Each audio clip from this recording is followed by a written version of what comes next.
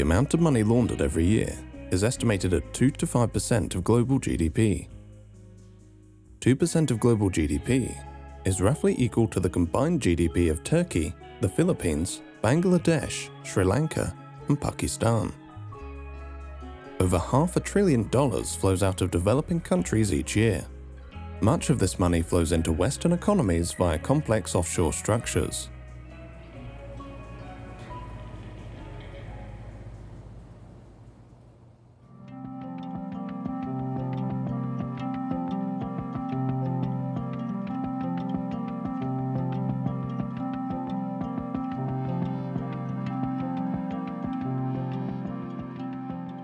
In 1952, the future Kenyan President Jomo Kenyatta is imprisoned by the British colonial authorities. He becomes a symbol of Kenya's struggle for independence. Jomo Kenyatta is viewed as Kenya's father of independence, so to speak. He used to go by the name Johnston Kamau.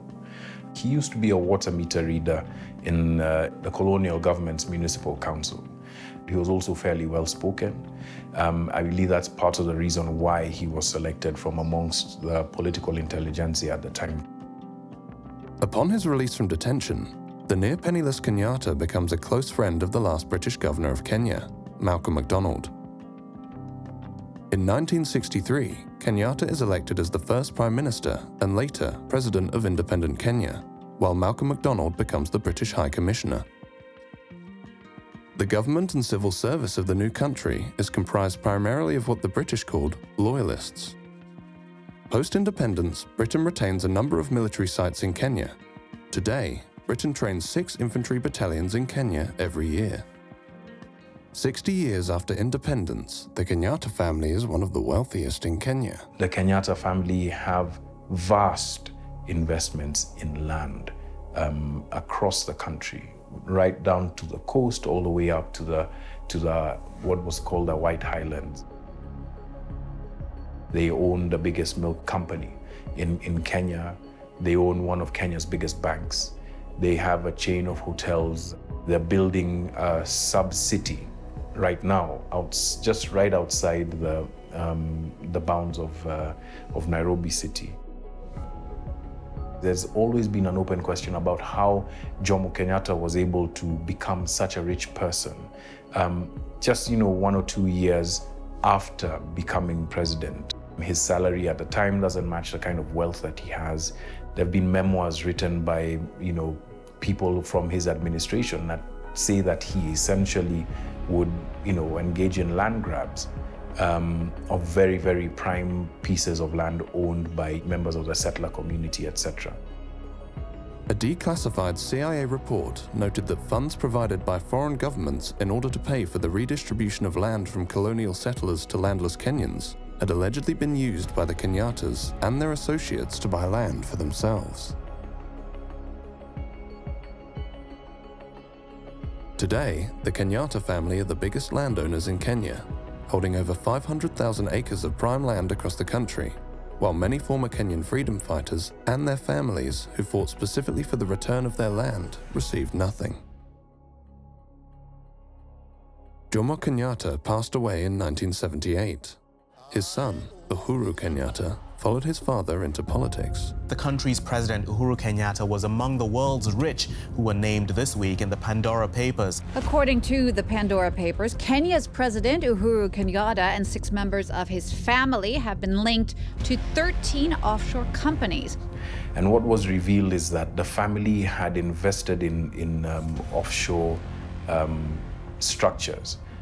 If you're including the extended family, as early as the mid-70s. Uhuru Kenyatta was listed as a beneficiary of a trust that, so to speak, belonged to his mother upon her death. Uhuru Kenyatta claimed to be an advocate of transparency, and cracking down on corruption was a central theme of his term in office. This dragon, this beast called corruption, is an animal that we intend to slay. President Uhuru Kenyatta welcomed the leakage of the Pandora Papers, saying the publication of the papers will go a very long way in enhancing the financial transparency and openness required in the country and around the globe. In Kenya, 2/3 of the population live in poverty, on less than $3.20 per day. 70% of Kenyan families are chronically vulnerable due to poor nutrition, food insecurity, and preventable diseases. Kenyan law requires the President to provide a list of financial interests to the Ministry of Finance each year. What we own, what we have, is open to the public, and we declare every year. And I've always said, if there is an instance where somebody can say that what we have done or obtained has not been legitimate, say so. We are ready to face any court. He said that he's made his wealth declarations, but we've never seen them.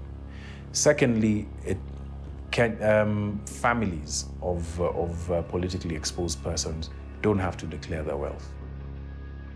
Between the year that he got in 2013 and today, those have been very good years for the Kenyatta's wealth. There is this feeling that the Kenyattas, as well as other political elite, they have become fabulously wealthy at a time when Kenya is suffering from the worst levels of corruption that it has seen in years. How it's been described is that there's been one rule for the elite, especially the elite that's connected to power, and another for everybody else. So that's what the perception is. I think I'll leave it at that. The Kenyattas are what are known as politically exposed persons, or PEPs. A politically exposed person is someone who holds a public function and as a result presents a higher risk of being involved in bribery or corruption. Politically exposed persons, in theory, have access, or potential access, to public funds within particular countries, and our investigations have come up with lots of evidence that unfortunately there are PEPs who have been stealing public funds and moving it into places like the UK, either to hide it, to clean it, or to spend it. So PEPs are incredibly significant when it comes to the money laundering picture. And that's why professionals in the regulated sector, in the private sector, are supposed to do enhanced due diligence whenever they have a client who is a politically exposed person. Unfortunately, there are multiple cases that we have found where that clearly hasn't happened. I could think of one, former political official who was accused of embezzling a lot of money. This was splashed all over the internet. Within the 5 years following that, this person was able to open several UK bank accounts, took out a few mortgages on UK houses, opened a UK company. Can you share who that person was?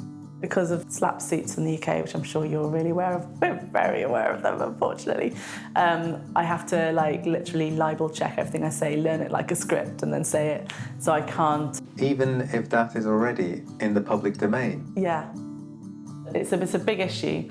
Journalists like yourselves, NGOs like us, are often targeted by very expensive lawyers in London, unfortunately, who take on dubious clients and basically pursue NGOs, pursue journalists for daring to mention the corrupt dealings of these people.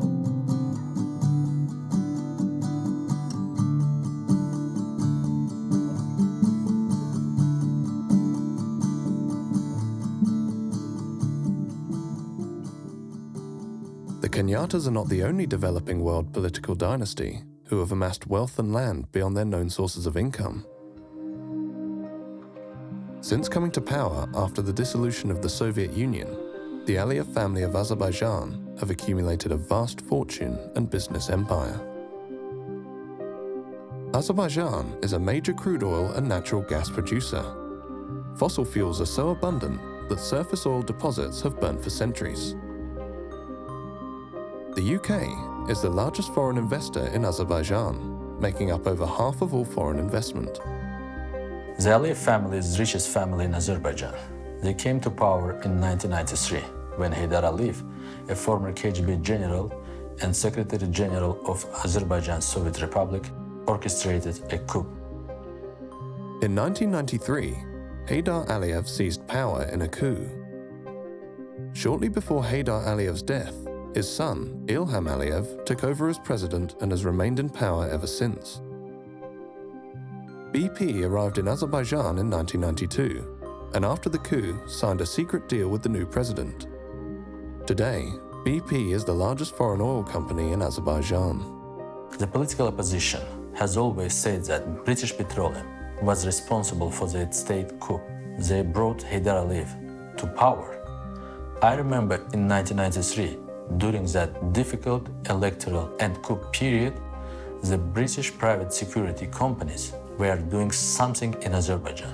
Maybe they came to protect someone high-level officials of British Petroleum, or maybe they came to help protect members of the Aliyev family. We don't know. Nobody knows what is in this contract between British Petroleum and Aliyev. It's like biggest state secret in Azerbaijan. On its website, BP calls this contract the contract for the new century. The Aliyev family have vast business interests in Azerbaijan. Who is the owner of 5 biggest commercial banks in Azerbaijan? It's the Aliyev family. Who is the owner of the biggest private transportation company? It's the Aliyev family. Who is the owner of the biggest 5-star hotel networks in Azerbaijan? Again, it's the Aliyev family. They privatized the state's biggest banks, and after they made themselves owner of these banks, they start using these banks to launder money.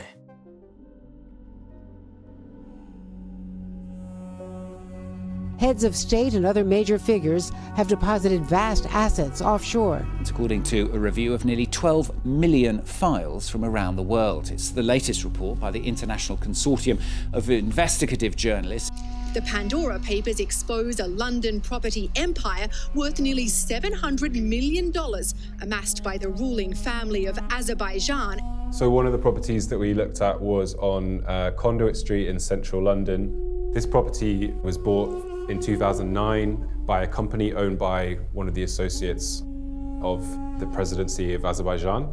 And then this property was basically sold shortly after that to the daughter, who was 19 at the time, Arzu Aliyeva, and eventually it was sold to the Crown Estate, which is, owned by Queen Elizabeth II. The Aliyevs made a profit of £31 million. There was another property in Mayfair, Maddox Street, which was transferred to Haidar Aliyev, who was the 11-year-old son of the president of Azerbaijan. So, overnight, the tenants started paying their rent to an 11-year-old boy. In Kensington, there was a cluster of properties in one development called Thornwood Gardens. Over here in Holborn, there was a hotel.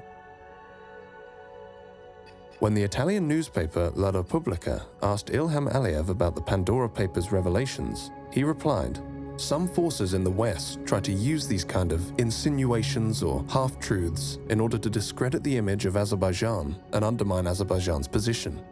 They want to accuse us. They want to subordinate us. They want to impose their will on us. And I say, no. I will defend Azerbaijan, its sovereignty, its independence, its choice until the end of my life. And all these kind of dirty stories mean nothing to me and to the people of Azerbaijan."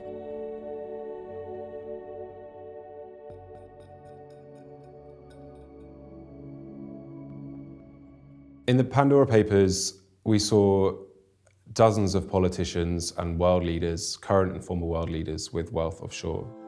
Offshore service providers are supposed to conduct enhanced due diligence and really scrutinize the sources of wealth of the politically connected people that they provide services to.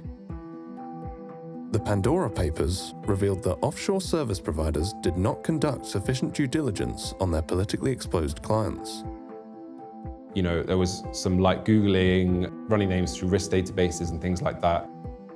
The people conducting these checks are really doing checks to be seen to be doing checks. At the moment, it's very hard to pursue large banks and big firms for money laundering offences because we do not have a failure to prevent money laundering offence within UK law, which Transparency International very much believes we should have. Our research identified 582 UK individuals and firms who were involved in major money laundering cases. You have people who will turn a blind eye to anything they may discover, proceed anyway, and those who maybe don't do enhanced due diligence when they should. You will find individuals and firms that will actually deliberately go out to try and get the services of those who are potentially involved in corruption and criminality, because it's big business, it's big money. There are 84,000 UK properties that are owned anonymously.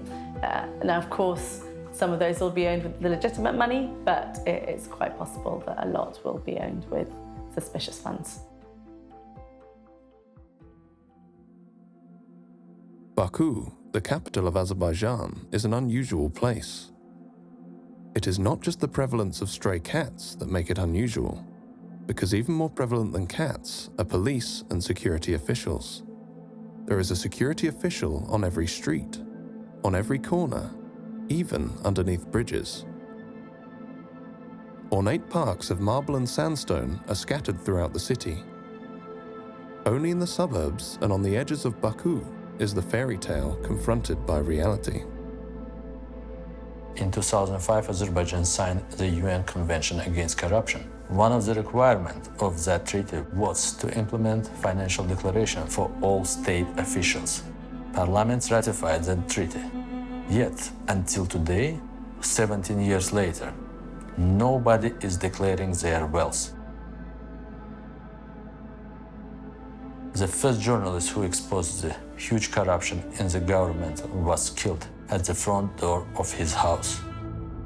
After that, we saw that all journalists who spoke about stolen assets, they have a problem. They are put in jail. Their lives become extremely difficult.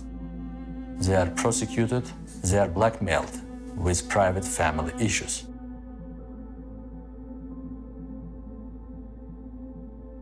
The National Crime Agency, or NCA, is tasked with investigating money laundering in the UK. I think there are reasonable grounds for the NCA to investigate assets owned by or linked to the Aliyev family in the UK. It's not always entirely clear how the presidential family has made their wealth. Some of that money, at least, came through money laundering systems, laundromats, which are known to have funneled illicit money out of Azerbaijan. We wanted to ask the NCA why they had not opened an investigation on the Aliyev family's assets in the UK. The NCA did not agree to speak to us. When I was in Azerbaijan, the British embassy occasionally invited us for breakfast with ambassador and other British officials. They would tell us that they were afraid that if we did a strong investigation, we would put ourselves in trouble. They never give us any support to investigate corruption. British politicians, including British politicians in the Council of Europe Parliamentary Assembly, tried to wash the negative image of Aliyev. You know who is the biggest lobbyist in Azerbaijan from the UK? It's the son of the Queen, Prince Andrew, Epstein's friend. He is also a friend of Aliyev, a very good friend. Every 5 years, the people of Azerbaijan elect a president. And every 5 years since 1993, that president's name has been Mr. Aliyev. In the 2008 election, Mr. Aliyev received 89% of the vote. In 2013, he received 84.5%, and in 2018, he received 86% of the vote. During the 2018 election, Emin Huseynov worked for an NGO investigating electoral violations. We observed the elections and discovered irregularities. After that, the government closed down our NGO. They confiscated all our equipment. They put most of us in jail. I decided to escape. The police in Azerbaijan were looking for me, as if I was the #1 terrorist in the country. They put my photo at the entrance of all metro stations. The taxi drivers and the bus drivers had my photo. I changed my appearance. I grew a beard and dyed my hair blonde. Secret agents were waiting in front of the Swiss embassy. They asked the guard, "Have you checked him?" And the guard replied, "This is not the guy you are looking for. The guy is a foreigner." Switzerland protected me. And after 10 months, the head of the Swiss Ministry of Foreign Affairs came to Azerbaijan, and he was able to take me with him to Switzerland. After that, President Aliyev illegally canceled my passport and he stripped me of my citizenship.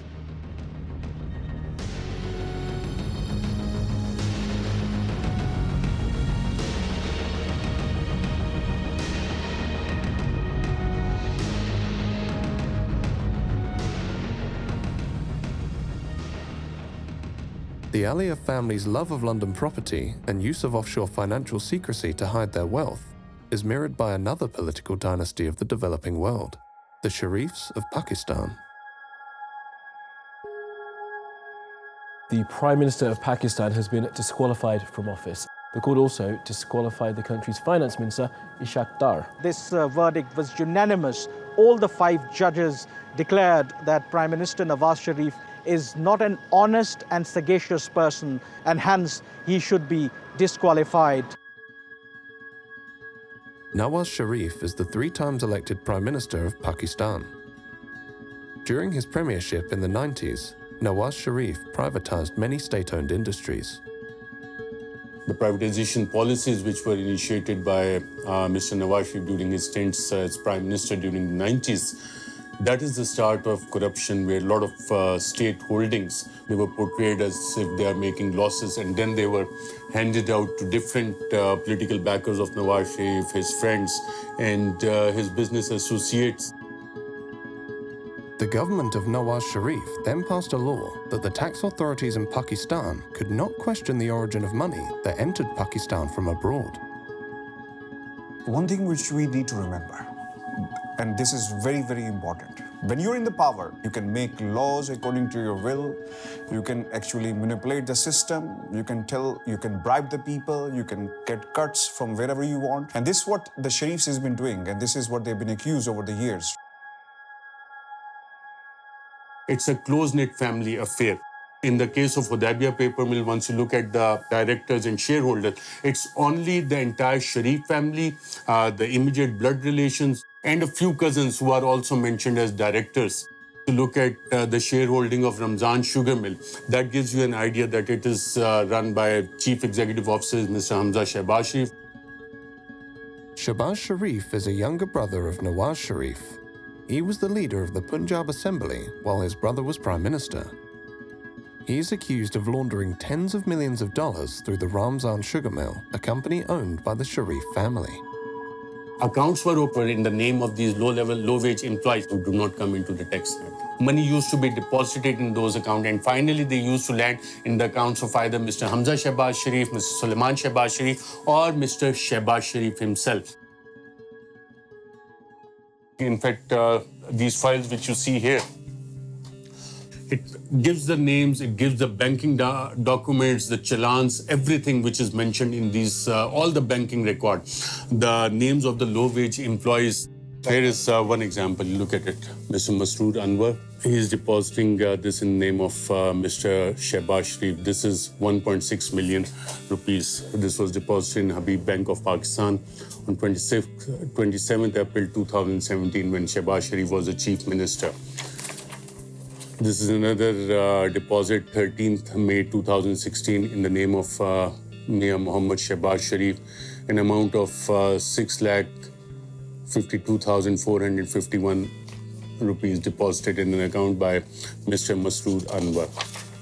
1 crore and 90 lakh rupees being deposited in the account of Mr. Shehbaz Sharif by Masroor Anwar. Now, you might ask, who is Masroor Anwar? Masroor Anwar, according to this investigation by the Federal Investigation Agency, was a low-level employee of Sharif family. Your own family member is the finance minister, and your other brother is the prime minister. So then, entire banking chain was there to facilitate them. And I was talking to one of the sources in the investigation because once they investigated the bankers as to how it was happening under their nose and why they didn't stop all these activities, they said that people used to come with gunmen into the banks. And one of the female investigators said she was crying a banking official that what we could have done. The bank managers, they used to get a call from top executives in the bank. The banks themselves were part of this nexus of covering up the corruption of the Sharif family. The so-called Panama Papers contain allegations of money laundering and tax evasion, involving world leaders and where some of them are accused of hiding their money in many cases in an effort to avoid taxes. It was a surprise for the people in Pakistan because it came out internationally. It had much more credibility because previously over the years, the Sharif family had been using the news that all these allegations against them are politically motivated. Sharif's 3 children are named in the Panama Papers. His family owns properties in London through offshore accounts. Sharif's daughter denies owning the London properties. Documents from her allegedly date back to 2006 and show she is a trustee of the properties, not an owner.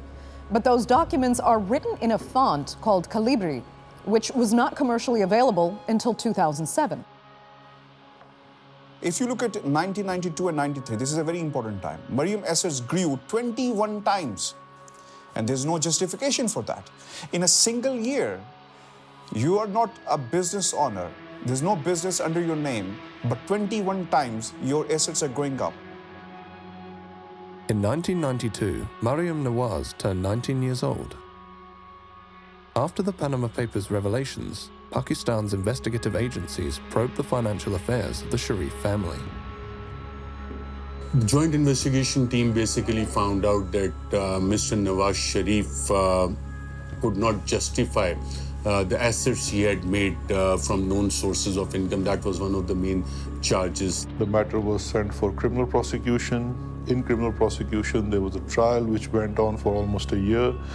And in that trial, not even a single answer came from Mr. Sharif about the origin of his wealth or the explanation of those 4 Avonfield flats in London. Where is the money trail?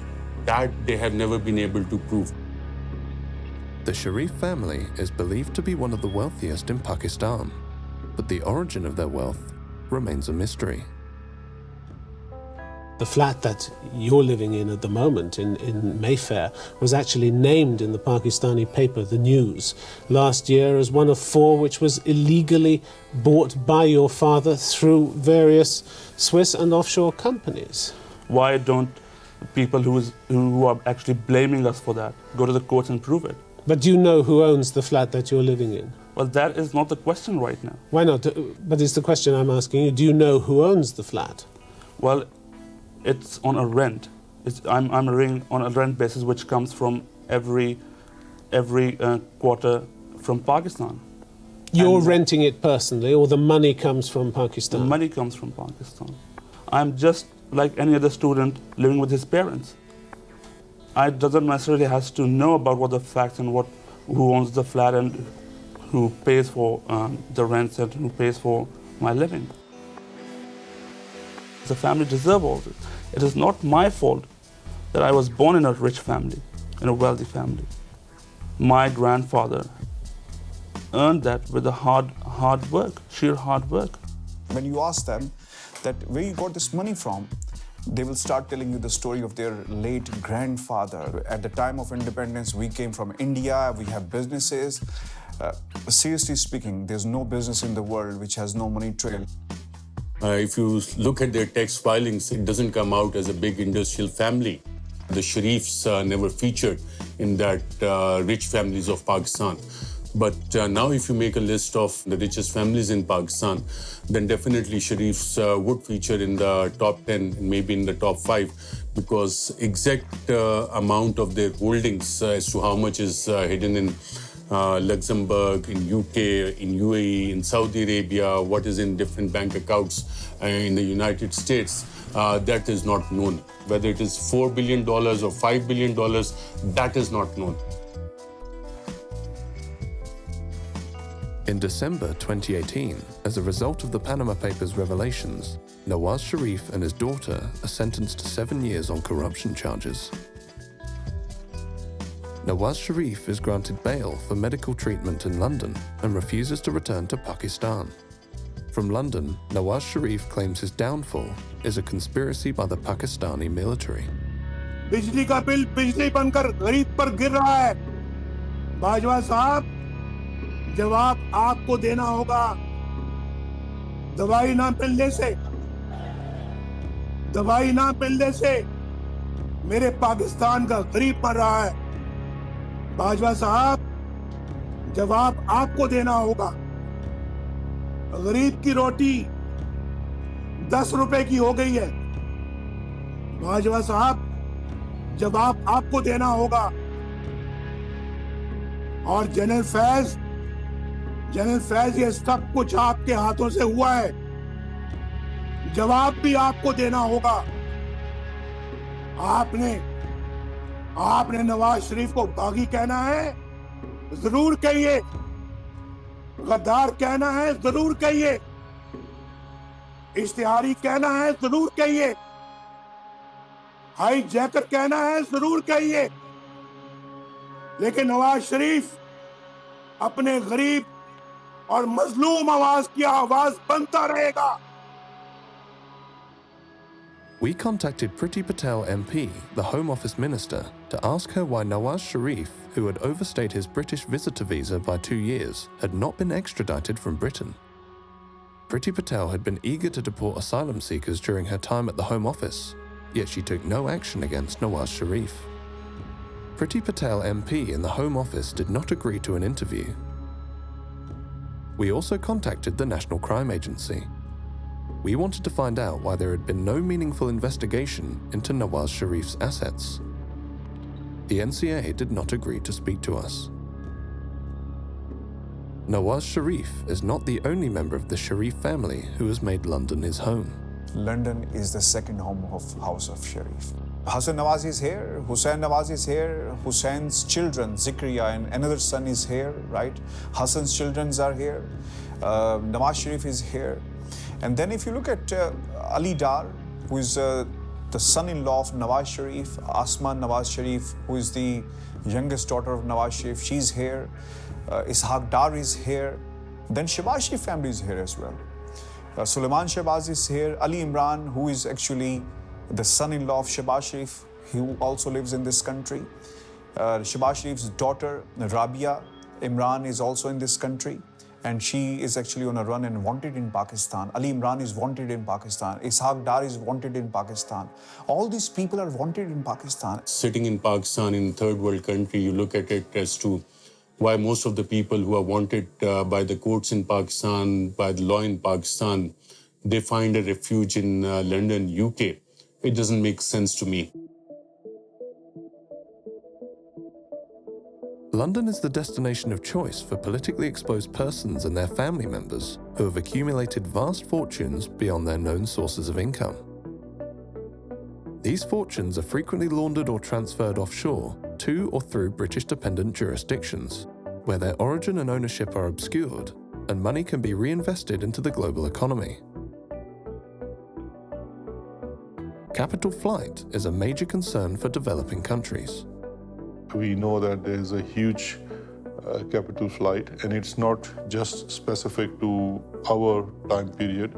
It has been historical. It directly impacts the economy because you see the issue is that if our currency is not doing well and we have a serious issue of sustaining the value of Pakistani rupee, that has a correlation with capital flight. The Financial Action Task Force, or FATF, an intergovernmental money laundering and terrorist financing watchdog headquartered in Paris, had put Pakistan on its grey list of jurisdictions. Our financial systems have been made more accessible.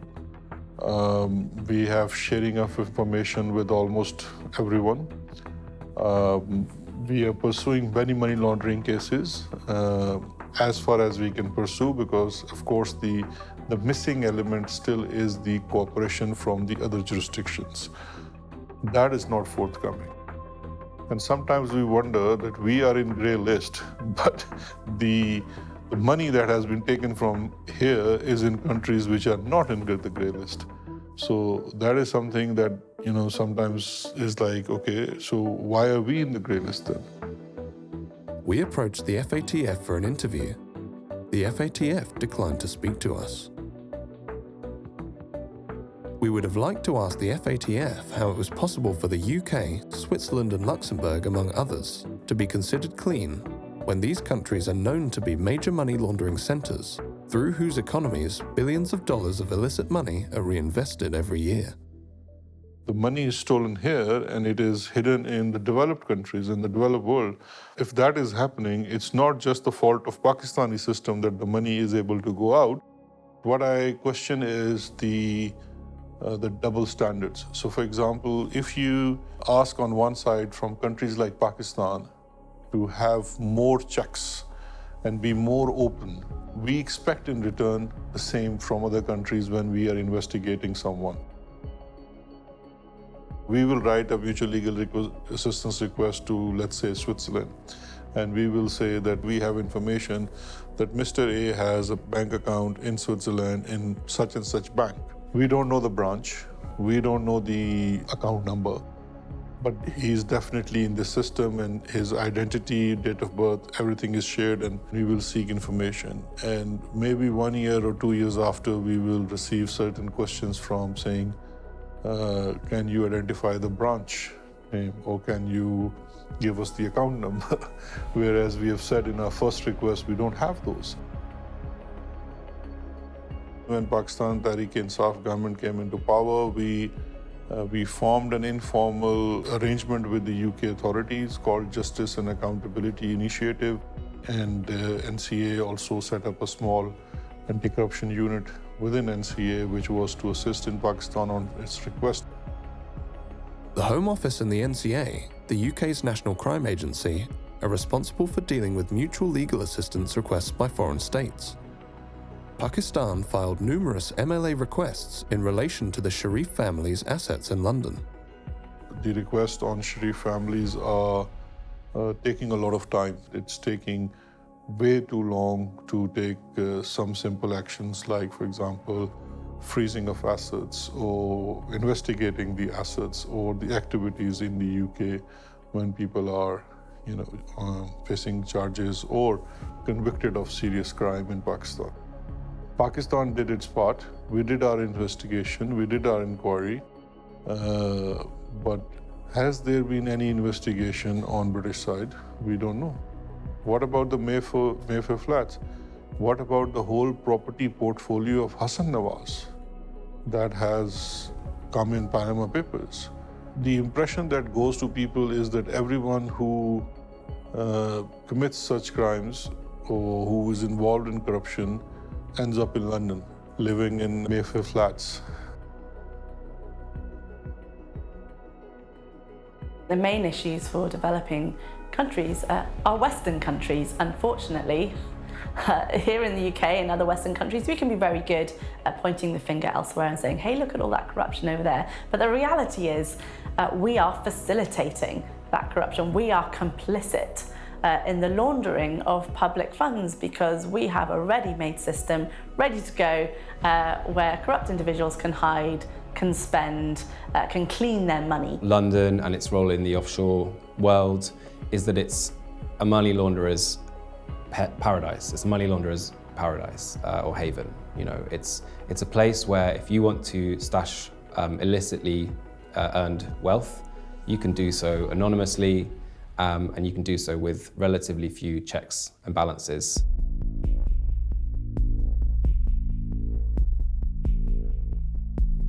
The Russian President Vladimir Putin has launched a major military operation against Ukraine. Thousands of troops backed by tanks and missile fire have crossed the border into Ukraine on every front. Ukrainian President Volodymyr Zelensky called on all of its citizens who were ready to defend the country from Russian forces to come forward, saying Kyiv would issue weapons to everyone who wants them.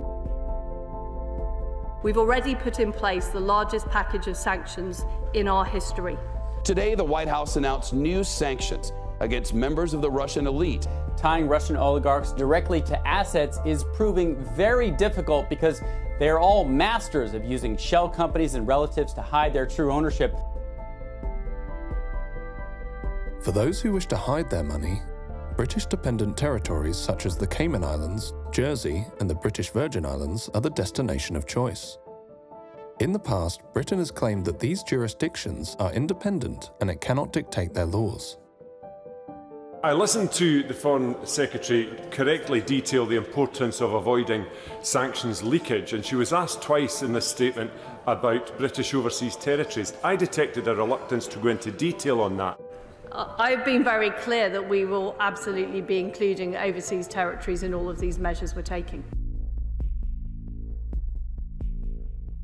We contacted the Foreign Office because we wanted to ask them if they would now take similar action against illicit money from other countries. The Foreign Office declined to be interviewed for this documentary. In order to help it seize Russian assets, the UK passed the Economic Crime Act. The aim of the Act is to help law enforcement identify and seize illicit money in the UK. The recent Economic Crime Act basically passed into law that any trusts that are involved in the ownership network of a property now have to declare the beneficial ownership to HMRC. However, that trust register is not public, so we're not entirely sure what information is even on it, or whether that information is verified or how effective it is.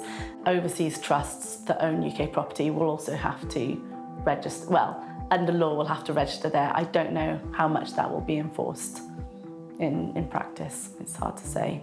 It's not really clear how exactly that's going to be implemented, and so for example, if we look at the register of persons with significant control over UK companies, a lot of people complied with that. A lot of companies complied with that, but a lot didn't. They declared what appeared to be potentially nominees. Now, the UK government has promised to reform Companies House. At the moment, Companies House is not empowered to check and verify the information that is submitted to it. It's quite possible to write down, like I said, Mickey Mouse or Donald Duck, not the real beneficial owner, and no one's really going to check that information. So when we look at setting up something similar for the property register, we're likely to encounter the same kind of problems. How many of them are actually going to comply? And if they do, how do we know that that's the real beneficiary who owns that? How do we verify that? It's not hard to see why UK companies have become a vehicle of choice for corrupt actors, for money launderers to use to move and hide their wealth, because the enforcement is weak.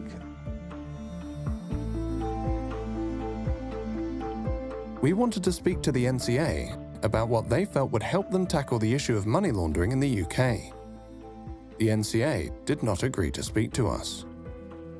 The NCA is a department of the British Home Office. We were interested to find out if the NCA felt it could act outside of the ministry it forms a part of, or whether its prosecutions were directed by the interests of the government, rather than in the interests of the prosecution of crime. In February 2022, The Guardian newspaper reported that the former Conservative minister, Lord Folkes, who attempted to introduce a public register of overseas property owners in 2017 and 2018, was approached by civil servants from 4 government departments who told him to drop the public register of overseas property owners. Lord Folkes told the newspaper that it is a real irony that our reputation for protecting the rule of law is one of the things that attracts people who have very little regard for the rule of law themselves and come from countries which ignore it almost altogether. We approached the FATF, the National Crime Agency, the Foreign Office, John Glenn MP, the Economic Secretary to the Treasury, and Priti Patel MP in charge of the Home Office. None of these individuals and organisations agreed to take part in this documentary. But when we contacted Imran Khan, the then Prime Minister of Pakistan, Imran Khan agreed to our request for an interview. Hello, Michael. Nice to meet you. How are you? Very well, thank you. And you? Good, thanks. So you're not going to be in the gallery? No, we'll be out. So what is this sort of like a documentary? Yes, or is it a question and answer? It's a documentary about individuals who've become very wealthy by being at the centre of power and currently have a lot of wealth in London, especially in property. Corruption is not just an issue for Pakistan. it is an issue for all the poor countries. In fact, I've come to this conclusion that countries are poor only because of corruption, and corruption of the elite. It's the corruption of the powerful that destroys a country, not the corruption of the weak. When I, as a prime minister, if I want to make money from my country, steal money and then send it abroad, I can only do it if I weaken the state institutions that would check my corruption. So the institutions get corrupt, and they get weaker, and they cannot stand in front of the powerful. The richer countries must come forward and treat money taken out of poor countries, money laundered out of poor countries, the same way as terror financing and as drug money. Because these two, terror financing and drug money, affect the richer countries, the laws are very strict. But there's hardly any attempt to stop this plunder of the poor countries. I feel that there is no incentive for rich countries to repatriate money or take action against these people, because they benefit from them. There are countries that are benefiting from money stolen from our countries and which are parked there. They're benefiting from billions of dollars which flow into their properties and their businesses, stolen from this country. So what incentive would they have? We are the ones who suffer. And this is the dilemma. We don't have the resources to get the money back, and they don't have any incentive to send it back to us. So this is the big problem which the entire developing world is facing. I guess it's a question of now hiring more expensive lawyers abroad. But you see, when you look at the laws, they basically favor, I'm talking about the richer countries as a whole, they tend to favor the crooks. It is so complicated to get your money back.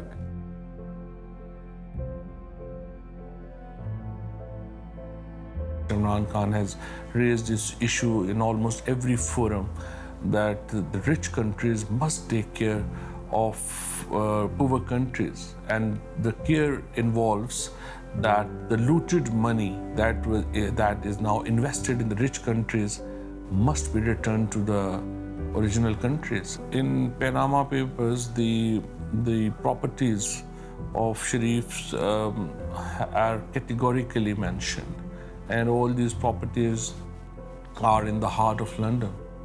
And everyone, including the British government, knows that these properties are actually bought from laundered money. I think international politics play a big role here. So some countries, they say that what is ours and what is yours is also ours. So this is the case with British government right now. The United Kingdom, that the United States increasingly, that various other territories in the West are not only refusing to dismantle or make more open and accountable these kinds of systems, but are actively supporting territories that allow for the inflow of illicit financial wealth. And the world needs to be able to wake up to something like this. They'll shout about the Jeff Bezos and Elon Musks and Apples and all sorts of things, but they're eerily silent about the wealth that's being taken out and invested because it helps their countries. That's not right. We become victims twice, where when we are asking for our wealth to be returned, it becomes so difficult for us to have that happen. The Congolese still don't have the wealth from Mobutu Sese Seko's reign returned. The Nigerians still don't have wealth from Sani Abacha and many other people returned. I'd say the same probably of the Dos Santos regime. Countries that actively build these systems, actively finance these systems and protect them, don't do enough to be able to make them more open and accountable. That's just not right. Offshore leaks have revealed time and time again that politically exposed persons use secrecy jurisdictions to hide their wealth, launder their wealth, and reinvest that wealth back into the global economy. A large part of the international financial system and many of the major financial secrecy jurisdictions are controlled and regulated by Western interests. Imran Khan frequently spoke out against money laundering and offshore financial centres. His government challenged Western institutions and governments to return and reveal dirty money and undeclared assets of Pakistani origin, pursued an independent foreign policy, and angered the US by refusing to host CIA sites on Pakistani soil.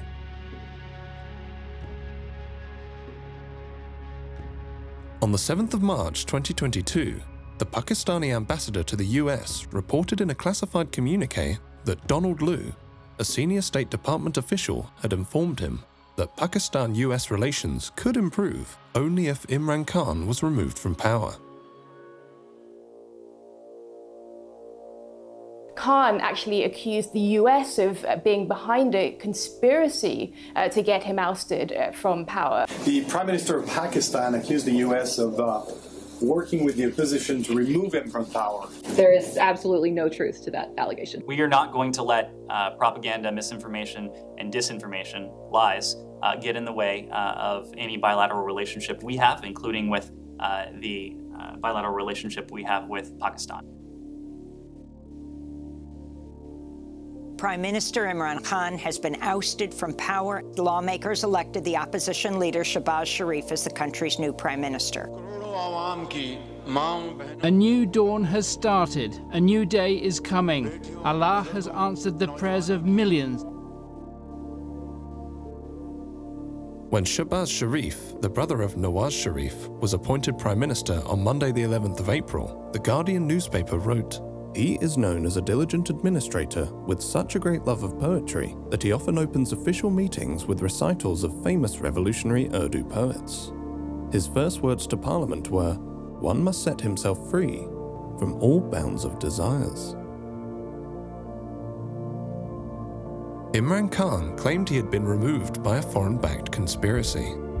The US Embassy was calling members of my party, backbenchers who were not happy, and they were the first ones who then jumped ship. And they were the ones who then offered $1 million each to buy my other members of parliament who actually jumped ship later on. And then Donald Lu's conversation with our ambassador, the next day the no confidence motion is tabled in the assembly. What do you think? You have made some significant allegations there. When it's not will allegations. You show we the have hard this evidence? Why would I want to blame the US if I did not have hard evidence? This was an official message with note takers given to our ambassador, message received by me, by our president, given to the Chief Justice of Pakistan. This is real. Not only was a democratically elected government removed through the conspiracy, we have been replaced by a bunch of criminals. 60% of the cabinet, which is sitting right now, is on bail. The Prime Minister was about to be sentenced in a corruption cases of billions of rupees, and his son. The Sharif doctrine is that you buy different people in all the important positions of power, whether it's in the media, you have your sympathetic journalists who continue to argue for you that the country can only be saved by the wisdom of the Sharif family. The generals, when they retired, they are also accommodated. The judges, once they are retired, they are also accommodated. The journalists, they are also given government position and they willingly take it. So it's the entire Sharif doctrine which gives them this sense that they can even get away with murder in Pakistan. Nawaz Sharif has learned that even though if you are out of power, if you manage to gain time, and if you manage to delay the cases in the courts of law, and once you come back into power, you can manage to get a clean check. So I think this time also, the same strategy is being followed by the Sharif family. I think those in power, they think that they can get away with the crimes they have done.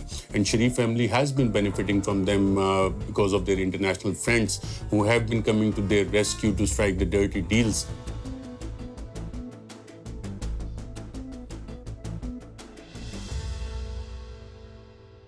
Someone once said that to accumulate wealth beyond one's wildest dreams, one must be close to the individuals who make the rules and who enforce those rules.